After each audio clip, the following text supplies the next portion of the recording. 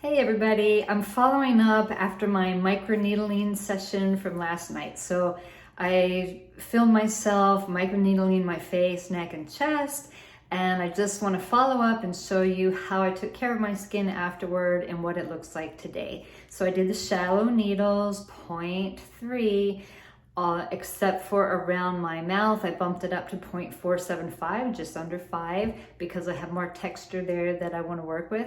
And after I turned off the camera, I realized that I wanted to microneedle my inner arms as well to try to combat crepey arms. And as I mentioned, I had also done my thighs off camera before then. As I mentioned, I'm following Dr. Lance Setterfield, who's one of the leading experts on microneedling, and he has some very recent scientific articles that I think are really important, and I'm kind of going with his ideas. And he says shallow needling is all you need to do. Collagen is inducted at much more shallow depths than originally thought, and there's no need to risk infection and problems by needling deeper. He is also not a fan of needling active ingredients or anything other than hyaluronic acid into the skin, because that also ups the chance of problems. And he prefers hyaluronic acid for that first night, even though the little micropunctures that are created close up after 15 minutes. So I did that the first time that I microneedled, but my skin was kind of dry, and on my chest, it was sort of sandpapery. So I did things a little bit different last night. So when I finished the microneedling, I jumped in the shower and washed all the hyaluronic acid off. And then I stood in front of my red light device for 15 minutes on the front and 10 minutes on the back, because I had needled my thighs. And red light is very good for wound healing. It's wonderful for skin. And there are loads and loads of scientific studies about red light therapy. So it's not one of those woo-woo things that people aren't sure about. It really does work. So I thought that would be a great way to start the healing process. And then for my skincare, I just used most of my normal skincare, loads and loads of my Asian hydrating serums and essences that don't have any active or harsh ingredients. So I'll show you what I used in order. I'll link them in the information section. So the first thing I did was use this Beauty of Joseon Ginseng Toner. I love this. It feels like water, but it just plumps skin and brings moisture. I followed it with Beauty of Joseon Green Tea Serum, which is supposed to heal irritated skin. So I thought it was a really good time to use that. Next was my Hada Premium in the blue bottle. It's like Shokujan or something like that. And this has tranexamic acid and some things to lighten hyperpigmentation, but it's super mild. There is nothing irritating, and it's also a watery kind of serum. I followed that with my Hada Gokujun, which has 7 types of hyaluronic acid and urea. It's incredibly moisturizing. It's very gentle. This is the backbone of my skincare routine. I love it, love it, love it. Can't live without it. Followed that, I have a lot of steps, a lot of serums. Followed that with my Mizon Snail Repair Intensive Essence.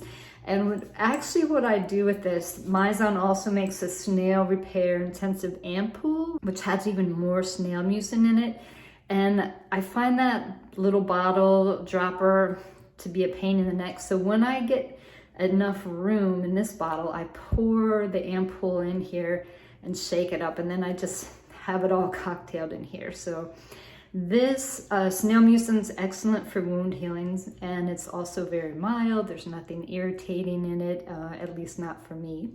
I use my Dr. Hauschka eye balm around my eyes, and then topped it all off with Mizon Hyaluronic Moisturizer. And this is a thick, heavy, but very mild moisturizer with that Asiatica centella, all these really good ingredients that you'll find in a lot of Asian skincare.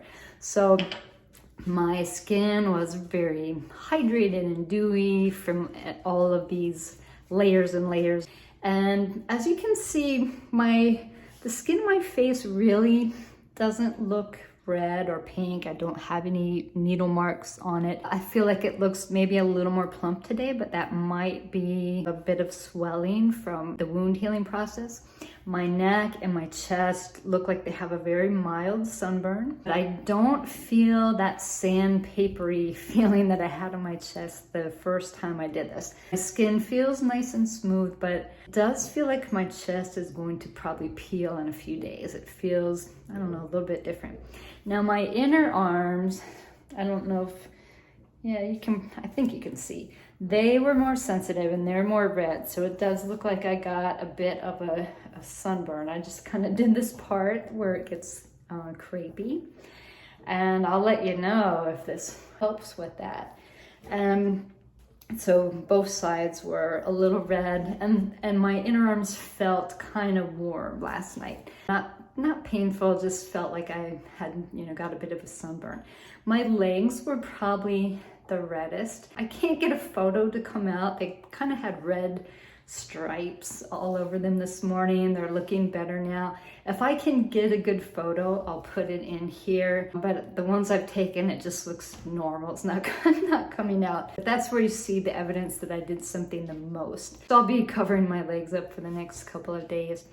But I'll let you know how it goes and what happens. If it's like the last time I did it, I expect that in a few days I might get a little more drier, and that in maybe 6 days or so, I'm gonna have some sloughing off of dead skin. But so far, I think it's going well. This is absolutely the most invasive thing I have done for my face, because I mostly just do face yoga and products and massages, and I have all kinds of little tools at home and things, but I'm not into surgery or Botox or fillers or any of that stuff. I like to find natural ways to take care of myself, and I'm a big do-it-yourselfer as well. So I'll keep you informed about how this process is going, and if it has any effect on my texture and lines, and hopefully it will. I've seen really good photos that give me a lot of confidence that this is going to be something that helps, this combined with the red light. So if you want to see more, please stay tuned and I'll keep you updated.